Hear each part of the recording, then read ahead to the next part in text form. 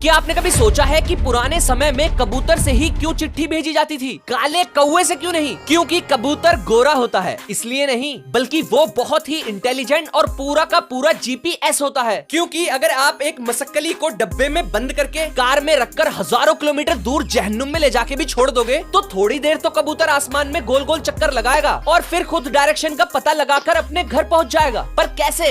इसका actual reason scientist भी नहीं जानते। बस उनका मानना है कि ये सूरज और अर्थ के मैग्नेटिक फील्ड से शायद अपने घर की डायरेक्शन